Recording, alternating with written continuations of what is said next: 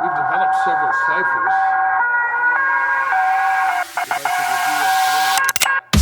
Murdered in Dallas, Texas. He was shot by a sniper hiding in a building near his...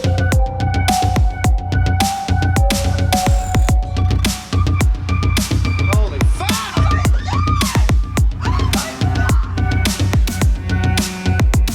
A bizarre flash occurs, and the plane has vanished. Upon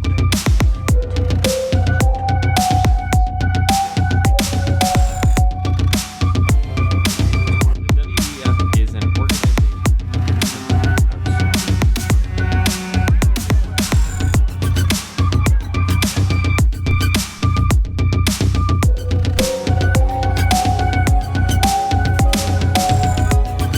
Fly away, Houston. Vector good. Bye-bye, fly.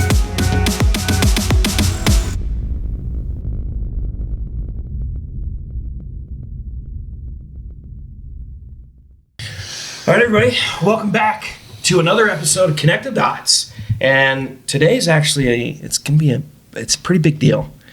We pulled some strings, and even though we're a pretty small podcast, I know I have some connections I can't talk about on the podcast because conspiracies and everything. I don't want to, roast or potentially damage the career of anybody that I know. So we actually have lined up a video conference call with the current president of the United States, President Joe Biden. Are you serious? I'm dead serious. So I'm waiting to hear from his staff. We should be getting the call here in just like the next minute or two. But I also, That's a big get for us. it's a huge get for us.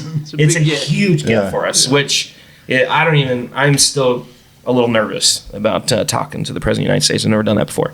But to sweeten the pot and sweeten the deal, guess who else we have coordinated to get on a video conference call with us as well? George Bush. Not George Bush. Well, that would be The sweet. next best, the current president of Ukraine, Oh, wow. Vladimir Zelensky. Good old Vladimir, Dude, huh? our booking Is- agent yeah. killing it. Yeah, killing it. So today's episode, we're going to be talking about the war in Ukraine, and we're going to dive into the truth and kind of get around some of the mainstream media talking points, and we're actually going to dive into it and help everybody understand what really is happening. That sounds So great. let me double check here really quick. Okay, yeah. Apparently, the president of the United States is queued up. So I just got a call over the conference call here, and we are pretty nervous. This is one of the first times we actually have talking points on paper. Because we don't want to screw this up with the current president of the You United gotta come States. prepped. I mean, Yeah, we're prepped. freaking a sharp cookie. Yeah, We got to maximize this. yeah. thing. This could very well be the our president for the next 4 years. So, for the sake of the Connect the Dots podcast, let's hope this goes well. So, let me cue this up on my phone. We've got a TV in the room. You guys can't see it, but we'll throw it in so you guys can see both screens. But let's hit call here.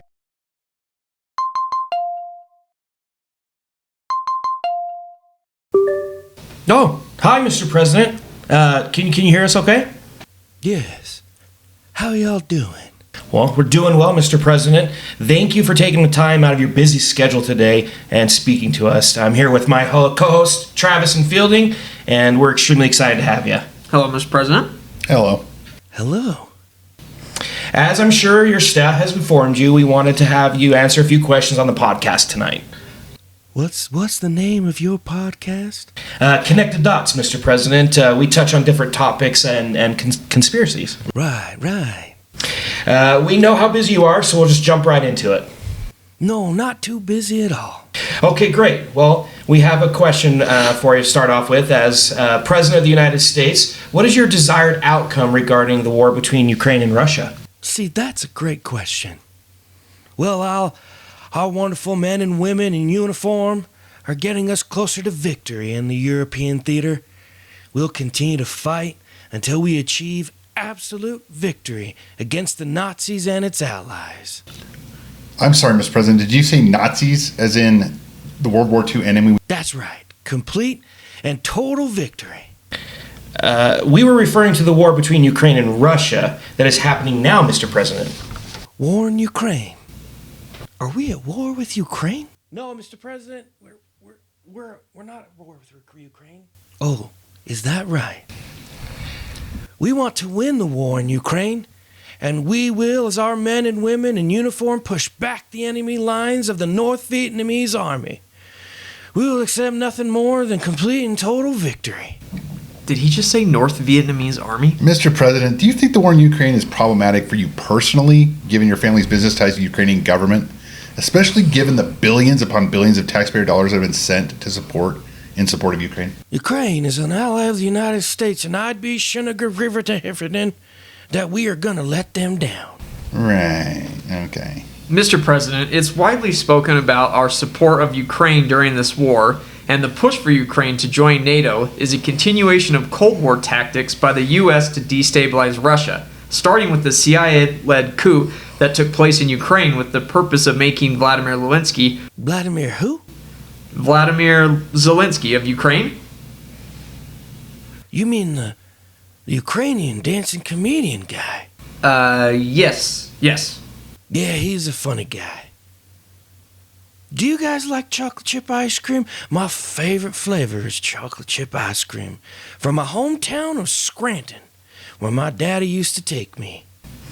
Mr. President, I have a question for you. With it being an election year, how are you feeling about the upcoming race against President Trump, especially after his guilty verdict? In the recent hush money trial he had in New York, his base seems to be even more galvanized and determined to win. How do you feel about the effects on your potential re-election? Oh, well, we already rigged the election. No. Did he say rigged? I think he said the quiet part out loud. That might have been a little Freudian slip. Yeah. Even though I think it's a little sus, I don't think they would tell him. Yeah, they probably wouldn't tell him. Yeah. It is kind of interesting that he brought up Ukraine. Yeah. So I actually wanted to talk about that today with you guys. Okay.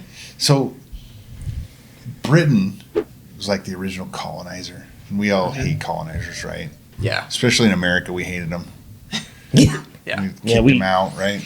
Yeah, we kicked those guys out. But it's kind of funny because we're now using a strategy that they developed. Really? Yeah. So they came up with a strategy specifically with Russia. Like Russia was always this problematic place. Tons of resources. Pretty stoic people that are willing to dig in and fight, which is they've proven time and again. Not just in the world wars, but even in some of their more regional wars. They can keep going. Like they could really take a lot of hardship. So it's been problematic because if you're trying to be a colonizer, then you have someone like Russia, they don't be colonized. They don't. Yeah. And so your influence with them is less. And if your goal is to have a complete total world domination, they get into place. So yeah, they're the remains of the Tartarian Empire. Yeah. They're not to be messed with. Yeah, exactly. Those guys had some And, crazy tech. there's some. It's interesting you bring that up because Kazakhstan. We've talked a little bit. Uzbekistan. They got some weird capitals, and you think of them like these backwards places, but they're not. But we won't go there. So Kazakhstan's crazy. The North Atlantic Trade North Atlantic Treaty Organization. Shoot. Now NATO. Everyone knows what they are. Yeah. I didn't know. Honestly, that's I thought funny. it was something trade. North Atlantic Trade Organization, maybe. NATO meeting. I'm going to look it up just so we can have some sort No of. way it's organization because those dudes Yeah, it's the literally North are. Atlantic Treaty Organization. So They're freaking military. So this is interesting. So the North Atlantic Treaty Organization was organized for what? Wasn't it organized right after World War II? Yeah. To do It what? was like defense and world orders type Defense thing, like keep from- peace. Oh, communism. Yeah. And who was it? Soviet Union. Yeah, the Soviets. The bad guys. SSR. Or It's like USSR. we were their allies in World War II, and then after World War II, now we hated them for some reason. Yeah. And I was raised. I'm older than you guys, so I really hated them because, I was supposed to. I guess all the movies they were the bad guys. I told you. Yeah. And it's really, we really dehumanized them in a lot of ways. How old were you when like the Cuban Missile Crisis took place? Are you? That was before me. Okay, I Well, was gonna before your say. time. I was What's the Iron Curtain meaning? So the Iron Curtain, I don't know exactly why it's called the Iron Curtain, but the Iron Curtain was when, after World War II, there was just a line drawn and went right through Berlin and everything. And on one side was the Soviets and communism, and on the other side was American influence. So they just called it the Iron Curtain. But it's interesting. So then, but with the Iron Curtain, they created NATO.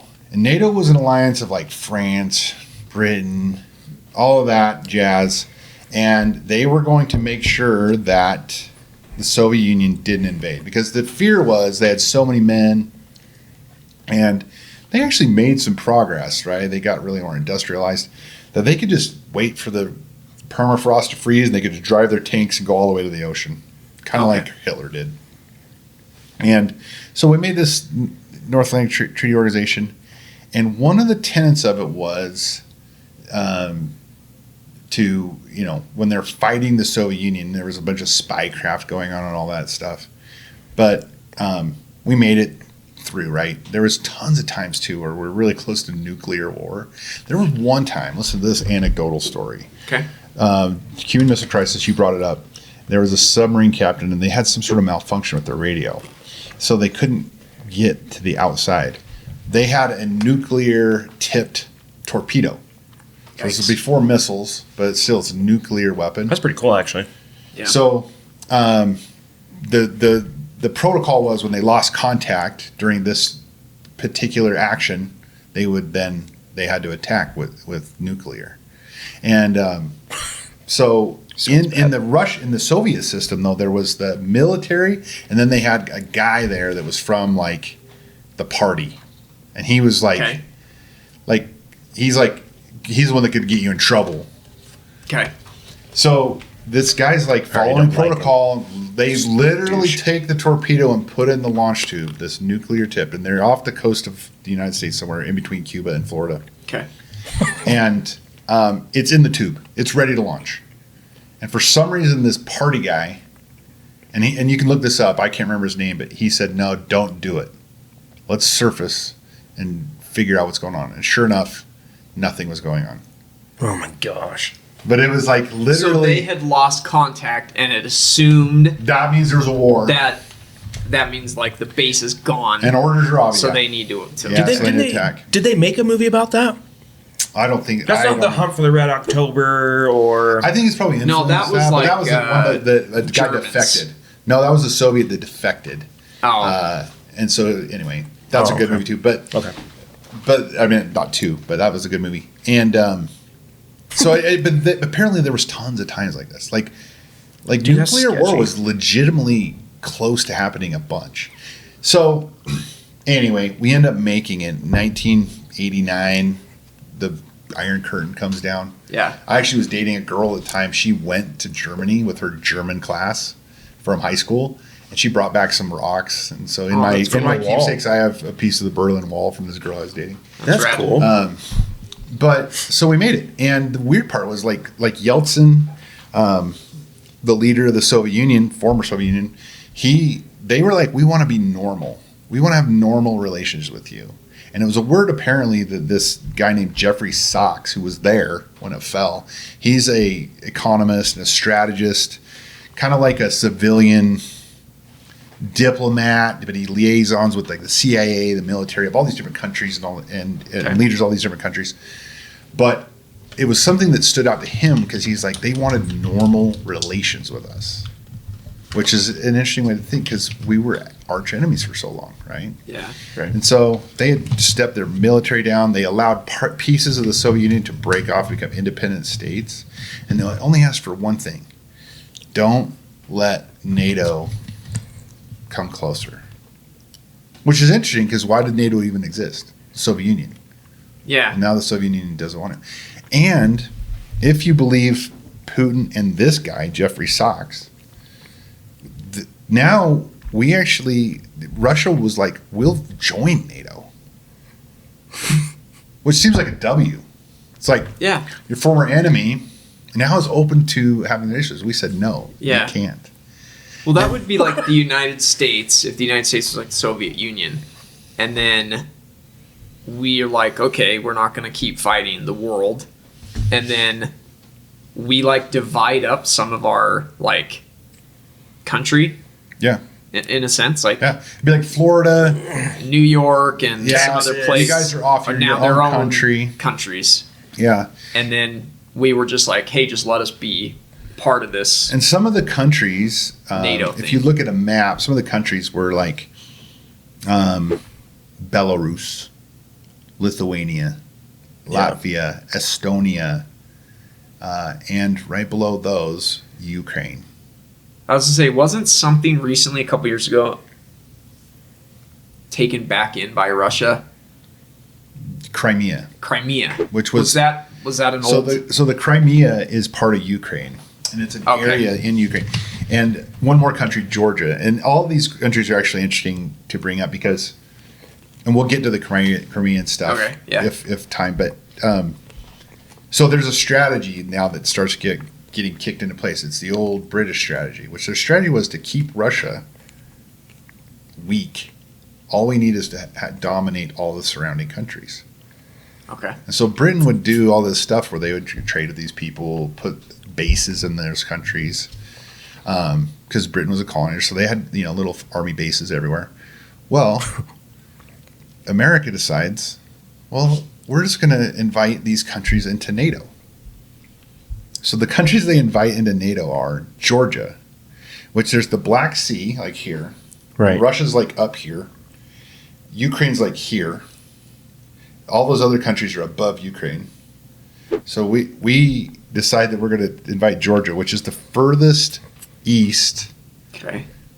of all of the countries. And they accept, and then they join NATO. And so now what does NATO mean? NATO is a peacekeeping organization, right? That has a military presence. And also now a NATO country is going always to allow a UN presence. Well, UN also has military. But who funds the UN military? I do. Yeah. Who are the people? Where were the people born that are part of the UN military force most of the time? America. Americans. So now, in Georgia, there's an American presence, really, is the way you would look at it if it was Russia. Yeah. And so this is alarming, but Russia's like, chill. And they're like, all right, but that's it, right? And we're like, no, that's not it. Just We're like, also better going to We got a couple invite more things. Better not do that again. Turkey, which is right below the Black Sea. So the only freshwater port that Russia has, or not freshwater, excuse me. What do they call it when it's accessible in the wintertime? But it's open port or whatever, so it doesn't freeze over, is in the Black Sea. So like their entire naval presence really, except for on the, Alaska, is in the Black Sea. Well, we invite Turkey, and Turkey ends up leaving, but Bulgaria, guys suck. Romania, Moldova, all these countries that are all surrounding it. But we don't go into Ukraine, so they're like, look, okay, well, Bill Clinton decides he's the one that's kind of like leading this charge. And he's kind of like just a good old boy, but who's behind the scenes? Yeah. You got Hillary. And Yeah. Hillary's a neocon, and she's powerful back then. A lot of people didn't realize that little she was as marionette. powerful as she was back then. But she's also working with the Bushes. Yeah. The Bush family, She's George so- Sr., first of all. And this was, there's some weird thing with Russia that we have to keep them under our thumb. Yeah. Now, the problem is they have 6,000 nuclear warheads. They have all this power. And so really what could be in our best interest would be to like, all right, all these countries are neutral. Mm-hmm. And it's almost like a buffer. So like our people are here, there's a neutral space, and there's Russia, so they can't slip up into a full-scale war. But we didn't want to do that. So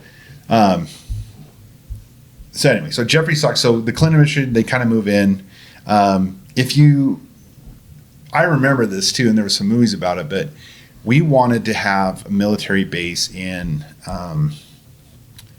let's see, the country was formerly called, it's Serbia, and Croatia, Yugoslavia. Okay. Oh, okay. So what we did was fomented a war. The CIA goes in. Of course. Basically Good old causes a bunch of CIA. problem. Hundreds of thousands of people die. We bomb, like for 70 days or something straight, we bomb like the capital of that country. We like bomb the snot Why? out of it. Well, I mean, the reason Like, was I guess the what was, reason like, that the was in the public news. reason? The reason that was in the news was the Christian religion there was like Slobodan Milosevic. Do you remember that name? Yeah, yeah. So they were evil, right? Okay. Christians, of course, and they were basically causing the Muslim population. They were repressing them, and we didn't like that. So that's why we were there, and that's why we went and bombed their capital city into oblivion. So good old religious freedom Right. angle. Which, you know, I mean, it's Doesn't like seem very Christian. Like our policy at this point is now our policy. When I said United States, the fractional people that really lead the country, which I don't think really is supported by most of the population, which is the same for almost every country, I think. Yeah. No. We decided to be the constabulary of the world.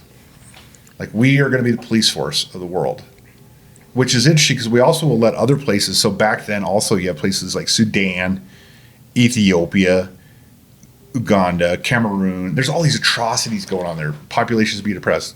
We didn't go in there. So Yeah, that's a good point. anyway, we ended up breaking it up, and I think it's in Serbia where now we put a huge UN force, which is like, it's not that far away. I'm trying to look for the measurement here, See, the interesting thing about it, but it's a few hundred miles away from Russia. Yeah. yeah, It'd be like there's a Chinese that's what I was gonna say. base being put into like Saskatchewan, Canada. Yeah. Or put on like the border of Texas. Yeah, not yet. We haven't gotten that progressive yet, Daniel. You're jumping the gun. This is still the 90s when we were being. Oh yeah, sorry. Yeah. Spoiler So alert. so now we're basically, and another thing too is like, well, the question is, well, why would these European countries allow us to do this? Because really, if there is a price to be paid, we're gonna write a check. I was gonna say, I'm sure. We're gonna send people there that will die, Yeah. but they have people there who will die, right? So why are they allowing this? Yeah. And it kind of like, again, Jeffrey Sachs, when he talks to some of his people, they're like, well, the United States just doesn't act like we matter or we care or we're important. Yeah. And he's saying that these are like world leaders, like Merkel. Yeah. Because these people have come to them and said, don't do this. Like, this is bad for us. This destabilizes us. I mean Germany gets a majority of their energy from Russia. Which is an interesting one too, because Trump talks about it. He's like, well, we're paying to defend you from Russia. This is how convoluted it gets Yeah. with NATO. So we have all these bases over there, right? And his point is kind of like, well, you're lucky to have us. Right. I remember there was something with like, we hadn't been paid in a long time, and he Yeah. was like, So they aren't paying their end of it. But and that is probably true. But they're also like, yeah, because we don't want you. yeah. We don't want to do this, but we We don't can't want you anger guys, you because we're stuck. Yeah. Like, we live here by Russia, Yeah. but you give us all of our money. Like, we'll go into a collapse without you. Yeah. I mean, it reminds me of like two parents that are fighting, and like the dad's like, "You love me more, right?" And then the mom comes like, "He doesn't mean it, but you trust me more, right?" And it's like It's like a bad divorce. it's like and Germany and Poland and anyway. I missed one thing too. When Russia fell, like this Sachs guy was like really excited because he's like, "This is the goal." They're open to thing. They're worried about the ruble collapsing because they're going to switch to the ruble. You know, not switch to it, but it's going to go to a different monetary system because the Soviet Union was command system, and this is going to be a free market. And so he had already done this suggestion with Senator Bob Dole and a couple other people with Poland to help their currency. And we did it. We funded this big, huge cash pool that essentially acted like a Federal Reserve, which we won't get into whether that was good or bad, but we did it. So then the Poland money was able to hold its value, and it actually helped their economy a lot. And he's like, well, let's just do the same thing with Russia. And this was like really shortly after we had just done it for Poland, and we're like, no, we aren't going to do that. And he was like, he's like, I was too naive. I didn't realize that there was a difference. Like A bigger. Yeah. like we hate Russia, but we're right. going to use Warsaw and Poland against them. So now this is back in the the 90s when this is all happening. Then the 2000s come, and in the 2000s through like the early 2010s, if you'll remember, all of a sudden we decided that Syria we needed to overthrow Assad, right? This one's interesting because like the question was asked, well, why would we even want to go into Syria? Yeah. And this guy's like, yeah, no one's been able to even answer that. No one has even tried to answer that. I can't remember. Was like even after the fact that we're not even doing it anymore, They can't find a good there's reason. not even a good fake reason. Yeah. But hundreds of thousands of people died. We directly created ISIS, not indirectly. Like there was terrorists. We said, hey, you guys need to get organized. Here's some money. Yeah. Here's some Toyotas. Here's some weapons. Here's some Toyotas. Yeah, these suckers will run through anything. Yeah. You can mount a machine gun in the back. Yeah. So it's like, here we are again. And this isn't like this is new. I mean, we've always funded terrorists. I mean, the Mujahideen against the Soviet Union, but even earlier. And we aren't the only country that does this. Britain, again, would arm locals and use them as counter. So we're following this Britain model of colonization. And this is weird for me to be saying this because I've always defended us as not being colonizers because we don't go colonize, Yeah. Right. We don't go. We're liberators. We're not taking over Right. and making them Americans. But it's just like a branding thing. Yeah. It's just, it's literally like, what's that, Madman? Like Mad Men. It's just like a marketing company says, oh, you guys aren't colonizers. Dean, you hit it on the head. Yeah. You're liberators. Yeah. And I can even remember being the Iraq war when they were talking about it. They're like, we're going to go in there. They're going to be so glad to be rid of Saddam Hussein and just flood the streets and be so thankful. And it's like, I mean, I think it was probably better for people, and Saddam was a pretty bad guy, but it's so much more. There's so much more going on than that, right? Yeah. Well, we get this sliver of like what the mainstream media tells us just the is talking happening. points. Well, the weapons of mass destruction. I mean, it's just another. Still looking for them. Yeah. Yeah. I mean, it's just like a joke. And in reality, we're over there and we profit a lot. And here's another thing, too. I mean, I've thought about this, too. We're pretty freaking safe and pretty lucky in the United States. And so, I mean, maybe some of those like old people that are like, your freedom's based on this. It could be. I mean, it could be that us oppressing these people is increasing our standard of living. Well, right? Like, there's money in war. Yeah. So. Yeah, but then it's like, okay, as wealth rolls in. Because, I mean, I agree with that. Because you look at, the 1920s, right? You had the Great Depression. The United States is slowly, over time, kind of gradually getting out of it. Unemployment's still high. Things aren't the greatest. And then all of a sudden, boom, Pearl Harbor happens. We get attacked. All the factories turn on. You have all those like pictures of like the moms like, flexing and like they're going to work. And then all of a sudden like the economy is just like exploding. Bonds, war bonds or something. Yeah. Well, and I think. Well, and back then, basically half the workforce was good was for the raising economy. children and half the workforce was working. Yeah. Maybe not quite half, maybe 60-40.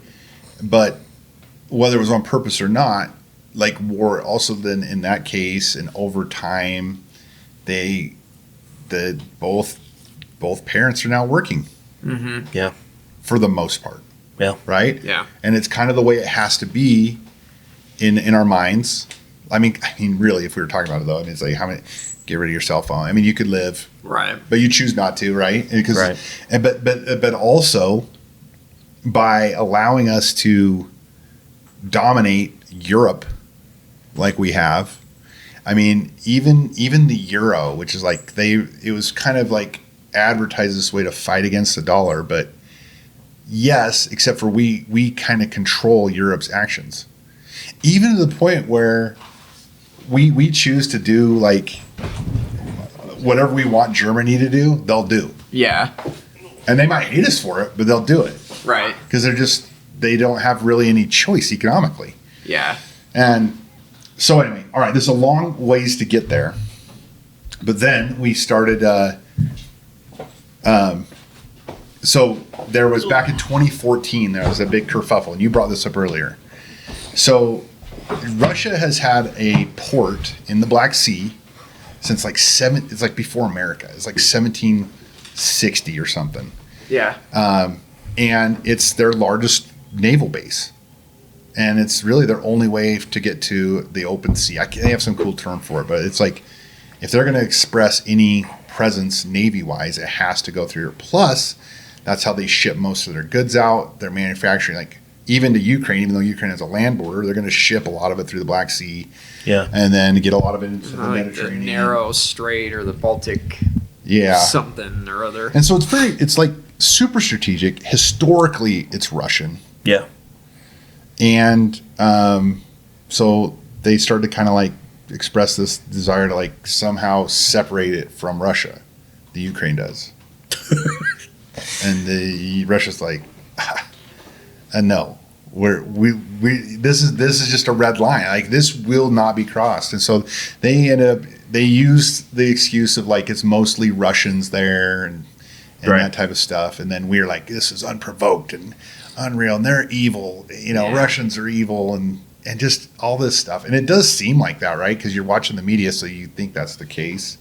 The funny thing about it too is like if you think about, and I don't know for sure, but I would imagine if I'm Ukrainian, right, or I live in that kind of Crimean, between Europe and Russia area, and if there's like a significant like port that's been Russian for like since like the 1700s, you probably are like you're okay with it. You know what I mean? Like I have no problem with this Russian port. It's been there for forever. It's good for the economy of Ukraine and the economy of Russia.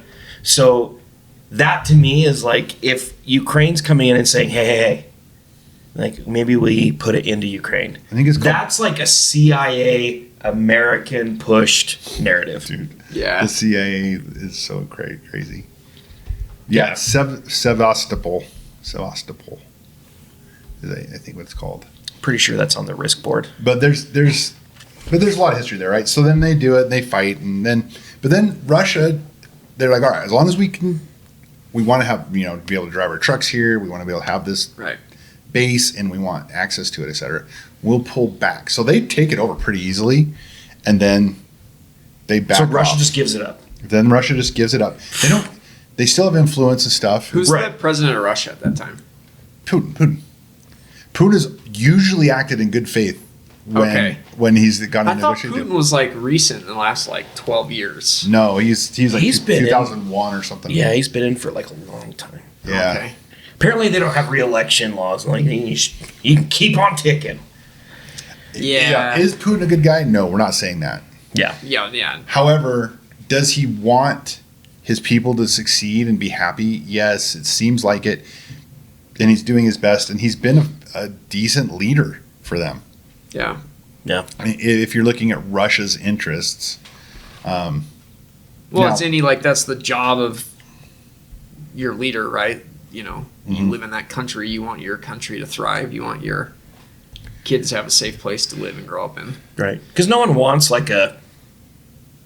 one wants to get like have a coup happen and all your citizens rise up and try to throw you out of power. Your Yeah. money collapses and Yeah. food Yeah. So I mean, dries up. if you're like a halfway decent leader, you're like, all right, I want to do right by my countrymen. I want my country to do well. I want our interests to be, best served. And so that way I don't get dragged out of my palace and, burned at the stake. Yeah. Seems like a pretty Yeah. self-explanatory job description.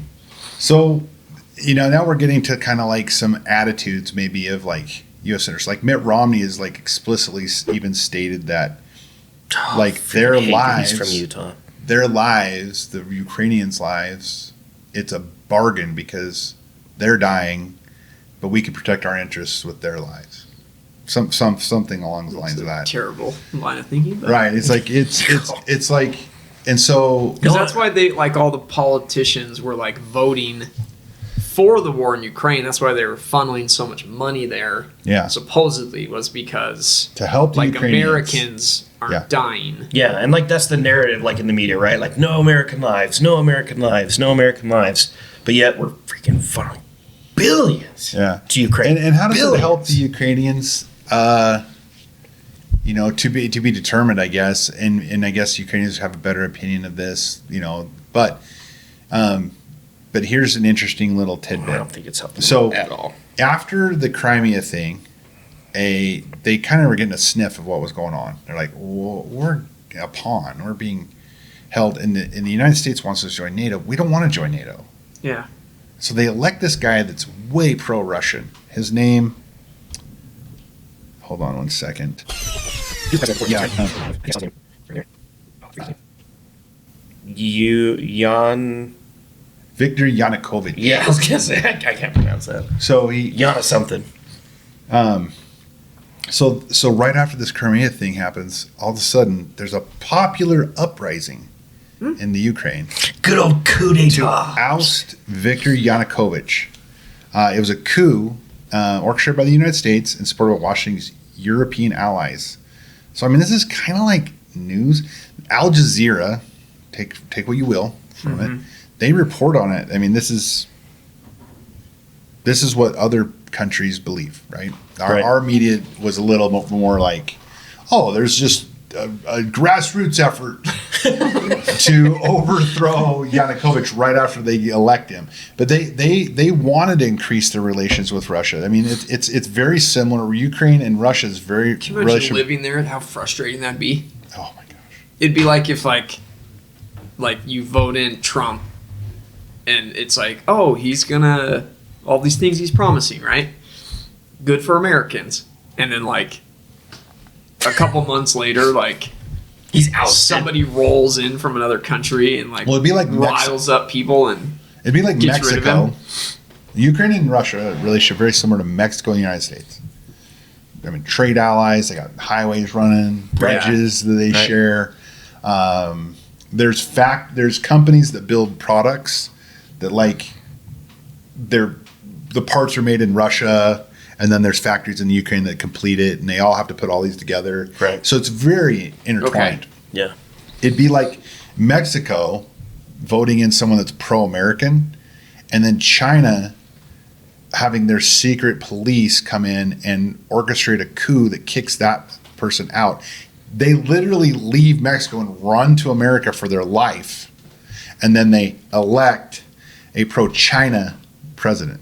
That's very Which That's for the that's record, insane. for the Yeah. record, it actually is happening right now. The new elected president of Mexico, I can't remember her name, first lady president in Mexican history, is very pro-China and Interesting. very uncomfortably tied to the Chinese government. So, just saying, what we're doing to Ukraine could very well be happening. doing to us. Yeah, by them. We set a great example for the world. We must have left the, I did not the know rule that. book open or the playbook open. Yeah, that just I don't know when she was elected, but it had to have been within the last couple of weeks. But it's like a big deal. America Well- not happy. Well, Yanukovych leaves. During all this time in different time frames, you have the WikiLeaks stuff that comes out. Yeah. There's a ton Yeah. of stuff about this plan in the WikiLeaks documents. So it kind of goes this: the ball gets passed. So Putin's involved with all of this. He talks to Tucker Carlson about it, how he went to Clinton and told him. But it goes from Clinton to Bush Jr. Yeah. to Obama. All of them are saying we're going to not advance NATO, but it just keeps advancing. Meanwhile, Biden is involved in Ukraine in whatever, probably money laundering, other things, just general, whatever they do at that level that makes them lots of money and gives them lots of power. Yeah. With Burisma, you Yeah. can go through those type of contracts and be able to just whitewash all that money.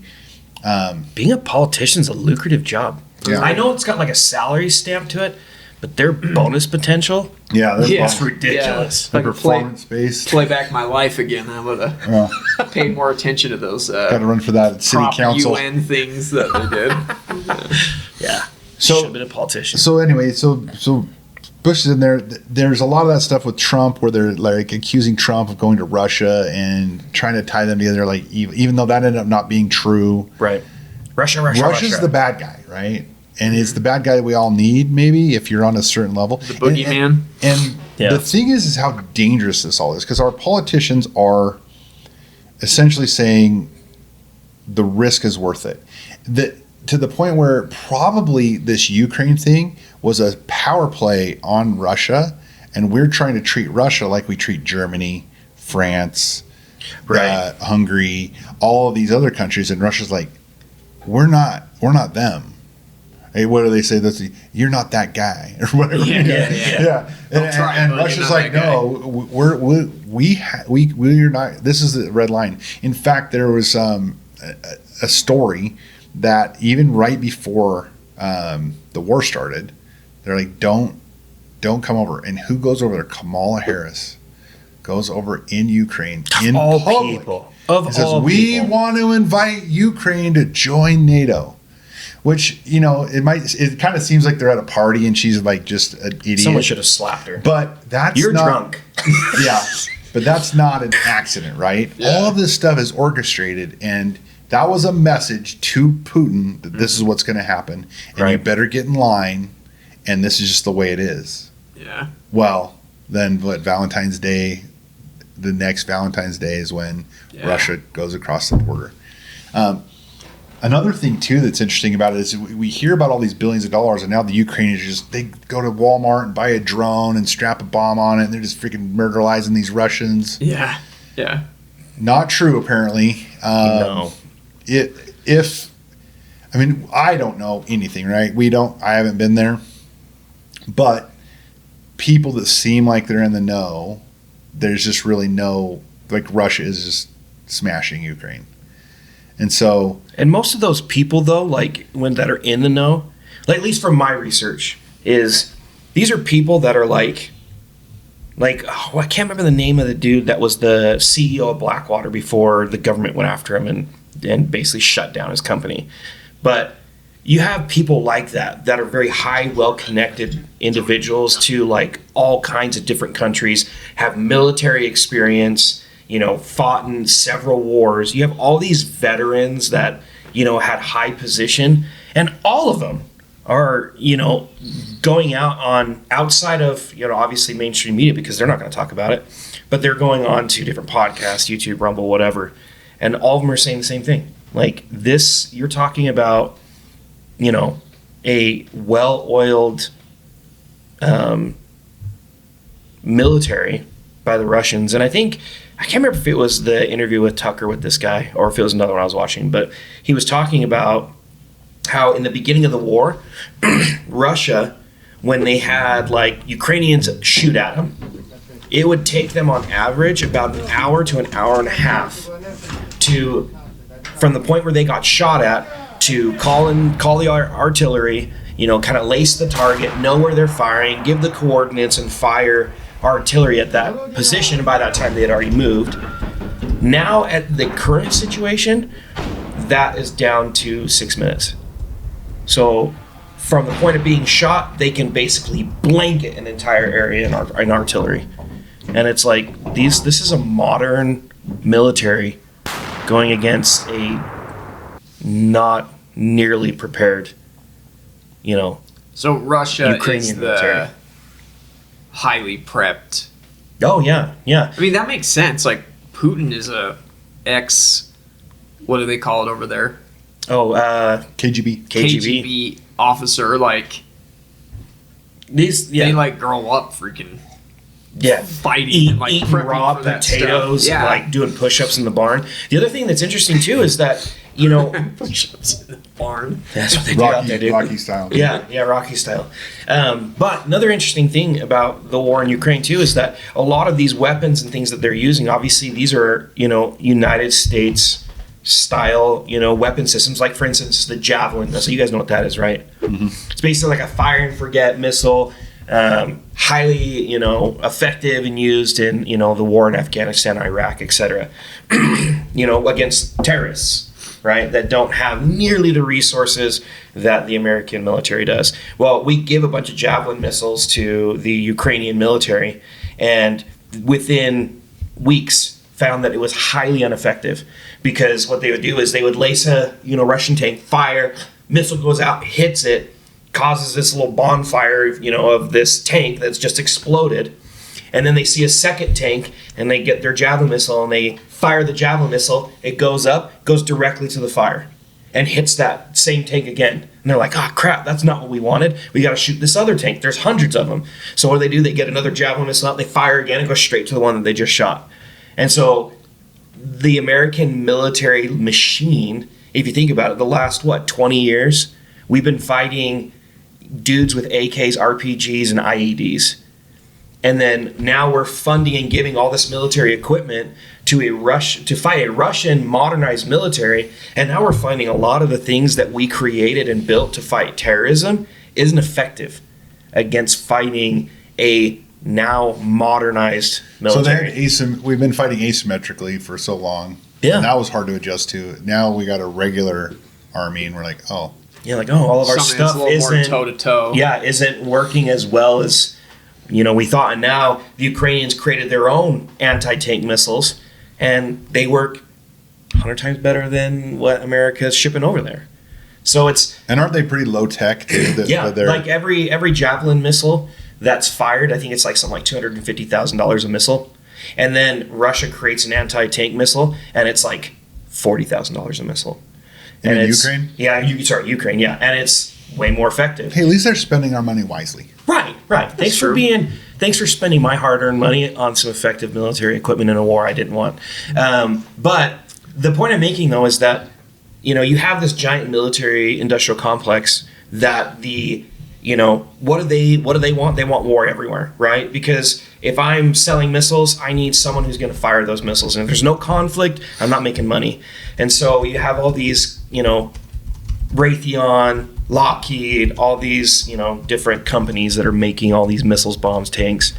If there's not war, they can't use it. Well, the interesting thing is now is that we're seeing firsthand that a lot of the military tech that everyone said that, hey, America's got the top of the line, best military equipment and technology in the world. And I think to some extent that's true. But what we're seeing in the war with Ukraine and Russia is a lot of the stuff that was supposed to be top of the line is shown to be not effective on a modern day battlefield, which That's scary. I don't know. As an American, I don't like the military industrial complex. I don't like the idea of perpetual war, but I want the peace of mind of putting my head on the pillow knowing that hey, my country is the baddest, toughest, most terrifying military out there, so that some crazy country doesn't try to invade and take over.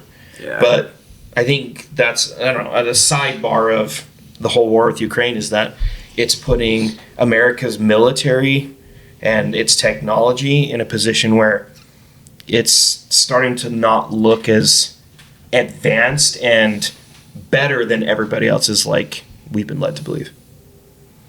I'm scared for this reason. I believe that my whole life at least, have been involved in overthrowing governments.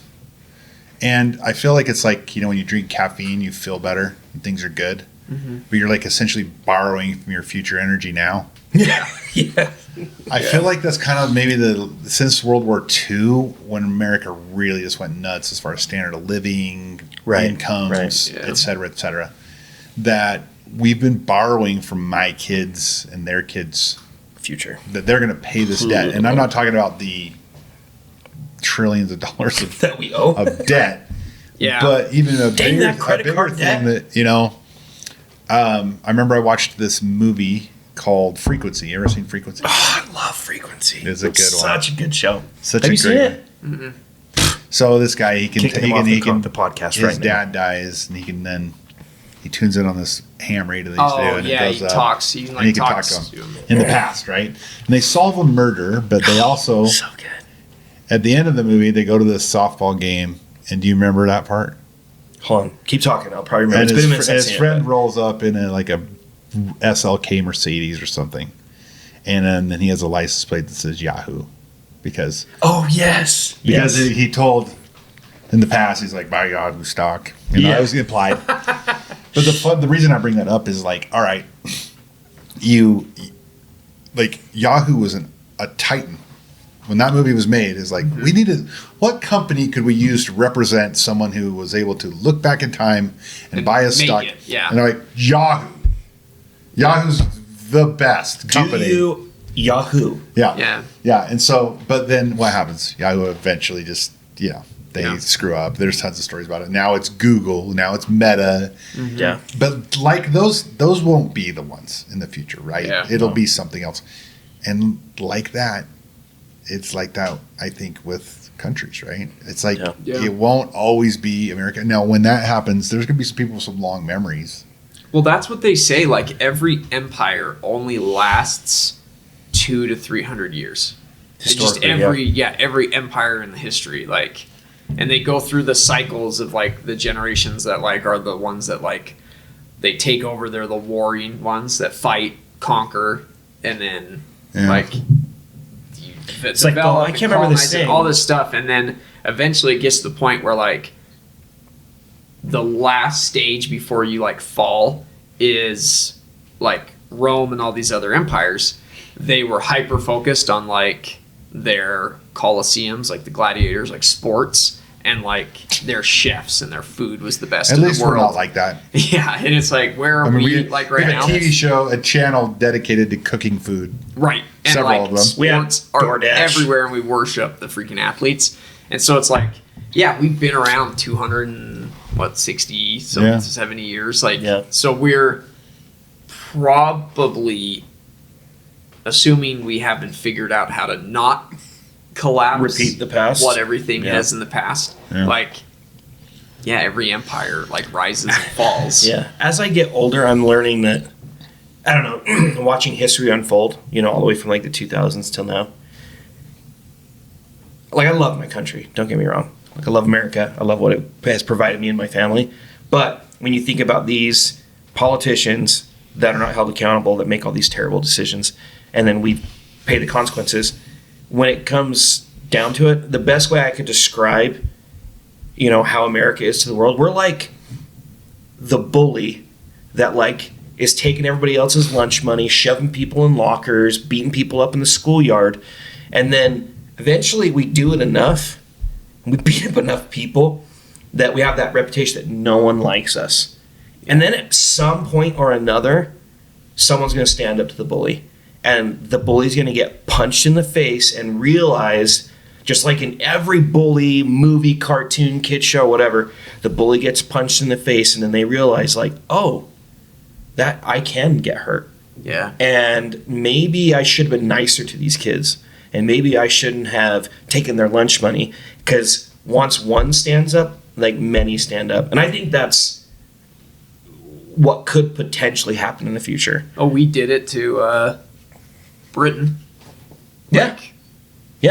Over So 2% tax. And now we pay a disgusting amount of taxes, and we're all just like fat and jolly eating our DoorDash and watching the NBA play.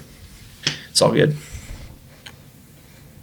Well, this is an interesting thing. It's very complex. For kind of where we got onto the story was from Jeffrey Sachs, The Untold History of the Cold War, CIA coups around the world, and COVID's origin. He talks very bluntly about it. He has a lot of cool, like, first-hand stories. Like, the president of Haiti called him and said, I need your help to fix my country, and blah, blah, blah. And then the next thing he knows, the CIA staged a coup, and that guy had to leave Haiti. So, he's like, you just have to sell your children to the Clintons. And then it would be cool. But, Biden's going to smell your kids. And when if you're voting for someone that's pro-war, please think about it, because those people, it may be good in some senses for jobs or whatever, but war is there's real people dying, And I'm a former person that I remember when we went to Iraq, I was gung ho, dude. I wanted to get those weapons of mass destruction. Everybody was. Saddam Hussein was evil. Right. But then even when I look back, the weirdest part of it is like I was wrong in my kind of pro-war stance, but the people who were against the war were like, no war for oil. That wasn't it either. Yeah. Right. Like there's so many layers to all of this that I don't know. If you pray about who you're going to vote for, and try not to look at like, are they a Democrat or Republican, even though we get put into that all the time.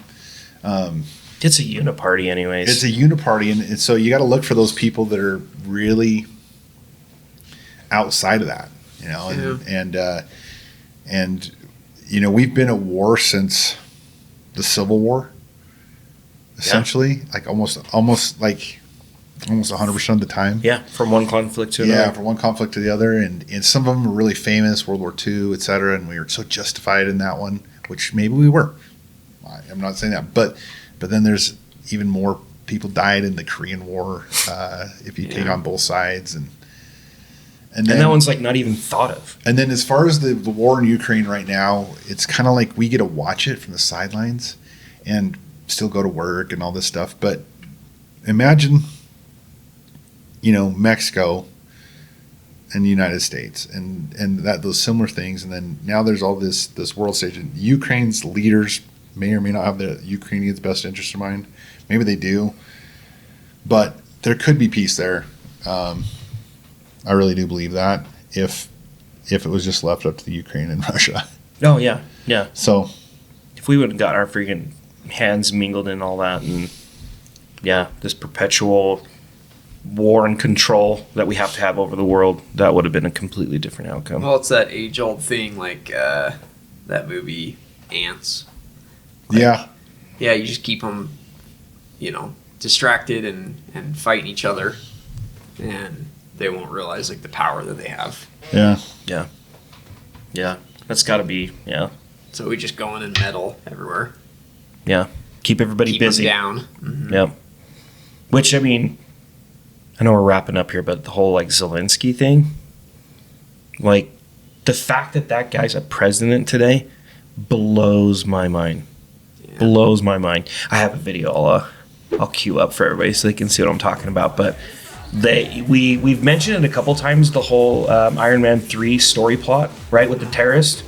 How he's like this actor, but then they record him doing all these things or whatever, and portray him as like this enemy that they can Well, he's like this hyper feared, like dude who's got a plan, and then they galvanize the American public to relinquish some freedom and to go after this guy, and it's like Zelensky is essentially that story, but the difference being they took a pop boy band actor singer and turned him into a pro-American patsy that is literally just being played by a fiddle by the United States.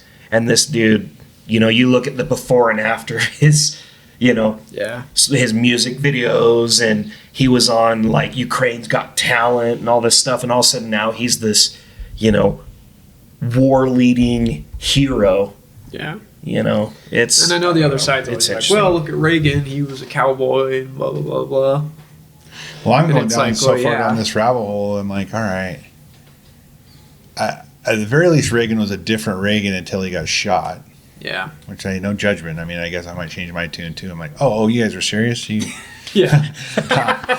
I'm sorry. I will now, support running drugs to all the black people in America and supply Iran with guns. Yeah. Whatever you say. Yeah. Just let me have my ranch. Shoot me. Yeah. Yep. Just let me retire. I mean, I don't know. I don't know how I'd act in those situations, but I know it's high stakes. Mm-hmm. And the thing is, I used to not be a Kabbalist where I'm like, there's a group that meet and control things. But I'm starting to realize that I don't think the people that are in the head positions of any country really are in charge. No. I mean, the George Bush one gets me where he tells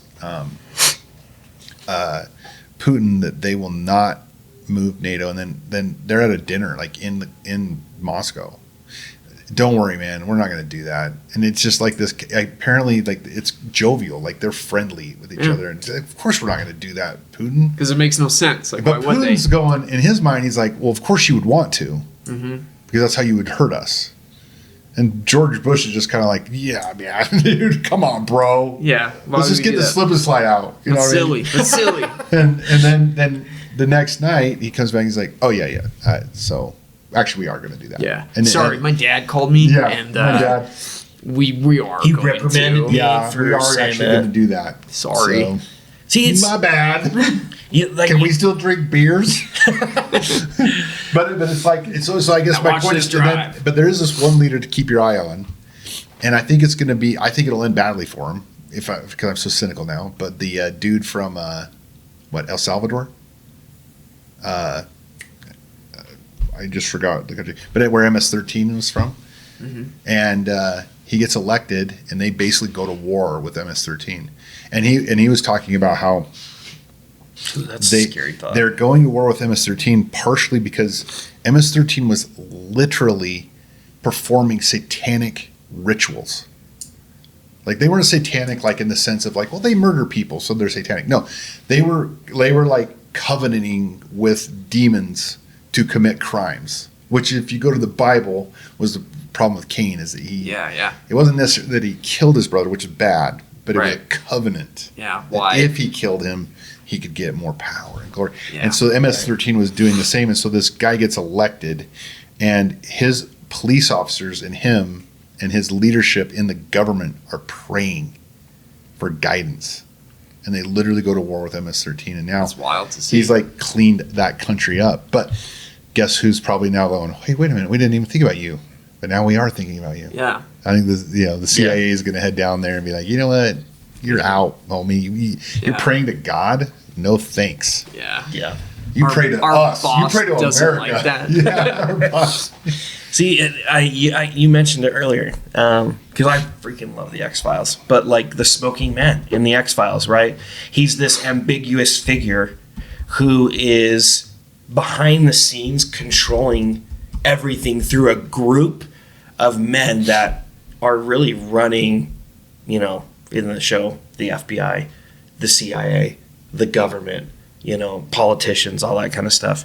And it's funny because we talk about so many different conspiracies and different things where like governments are involved and they're like really not in control. The faces that you see, the people that you elect, they're all being controlled, manipulated, blackmailed, paid by this cabal. But the thing that kills me and what I have a really hard time is like I want to know who those people are. You know what I mean? Like, who are these people? How do they have the power? And how do they get it? And how do you fix it? You know what I mean? And in my mind, I'm like, I don't know. We'll probably never know Yeah. who these people are and how they got their power and why they are in the position that they're in. But the rest of us are all just stuck with. Well, it's crazy So because the dude's name, real quick, is Nayib Bukele. Nailed And it. so he's from El Salvador.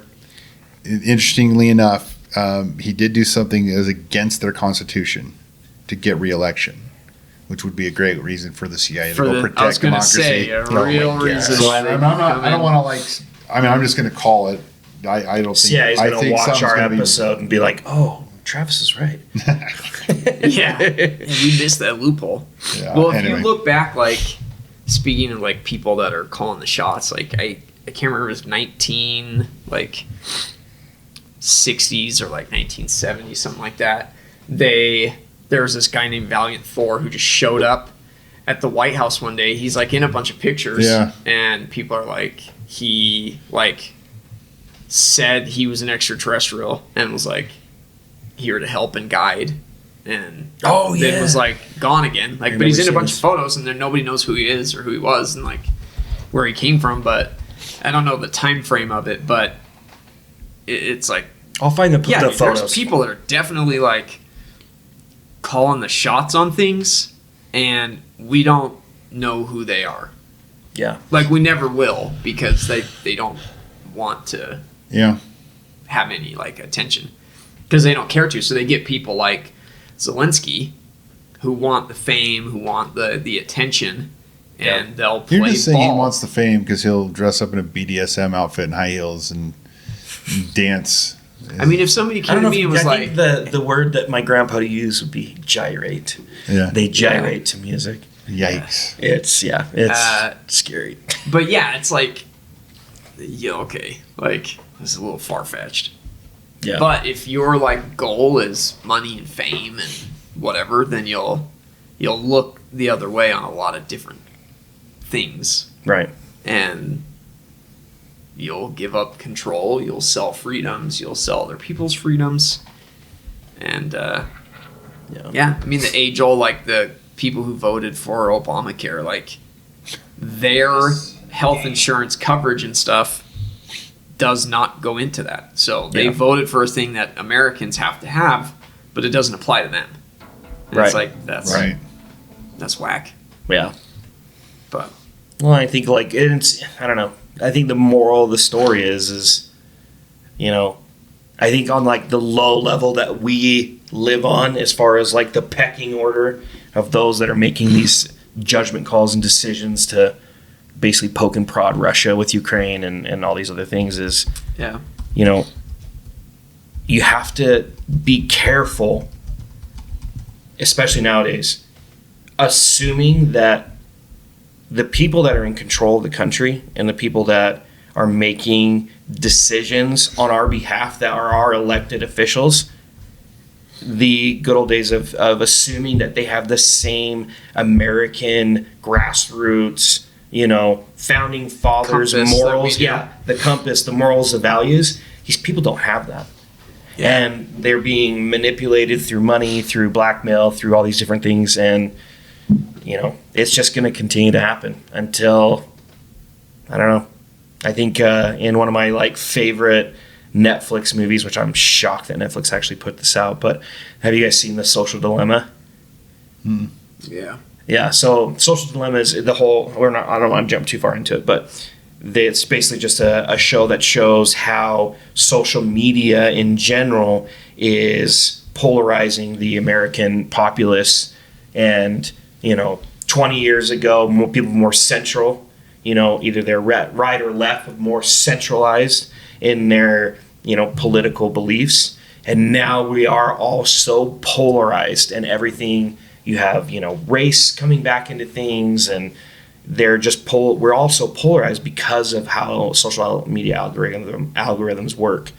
But the thing that struck me the most, and why I brought up the movie, was the guy that created the monetization plan for Facebook when it was originally created by, creating an algorithm that would essentially, like, Travis likes to look at X, Y, and Z, so I'm going to give him more of it. He's, maybe pro-Trump, so I'm going to give him more Trump videos. I'm not going to give him any Clinton videos because I want him to look at the screen more, right? Right. And it's polarized us so much. And at the very end of the movie, spoiler alert, they asked this guy who they'd been interviewing and talking to throughout the movie, they said, like, where does this end? Like, where do we go from here? And he's like, civil war. Yeah. Like, there is no other outcome. He's like, the genie's out of the bottle, and the only way that this gets fixed, when you talk about the polarization in the country, you have politicians that are getting paid way too much money by some foul players to do certain things. None of that's going to change, unless, or And at least, each side's going to get angrier and angrier and Right. angrier, and I forget the term, but it's like you're in a soundboard or whatever, so they're only talking to each other. an echo chamber. An echo Yep. chamber, and so it just continues to polarize. See, this is the worst part about it, though. In that whole scenario is, you have right now it's like right versus left, right, Republican versus Democrat, conservative versus liberal, and the real, if there was to be a civil war, it's not Republican versus Democrat, conservative versus liberal. It should be the American people against their own government, Yeah. because which Not- the government and knows. for the that's record, why I'm they're not trying to take our saying- guns. I'm not saying that I want a civil war or people should take up arms and go fight the government. I'm not I saying that at all. specifically don't want a civil war. That'd be miserable. Yeah, that would be miserable, and no one wants to do Don't. that. I want my Big Mac. Don't. Yeah, we want to air fry our Do Big it. Macs and Don't be do able it. to be safe and have a peaceful life. But I think it's eye-opening to think that, just the same way that the United States is playing these foreign countries, they're playing the U.S. citizen too. To think that the real issues are and problems are amongst ourselves, when in reality it's a bloated government that does not have the U.S. citizens' best interest in mind and doesn't live by the same morals and values that we do. Yeah. But we all know that's part of the plan because it says this in the scriptures. So Yeah. we knew this was going to happen. And at the end of the day, God wins. Good wins, evil loses. right. The path is going to be rocky until we get there, but we all know how it's going to end. So I'm not like a big biblical scholar or anything, but it sounds like it's going to get worse. right. So I don't know. It'll Get out of debt. Get some food storage. buy some guns. Yeah, buy some guns. Buy stuff. Get your essentials. Build your skill levels up. Right. And I'm not saying necessarily like how to build a fire, even though that could be handy, but practice communication skills. Take some parenting courses. Right.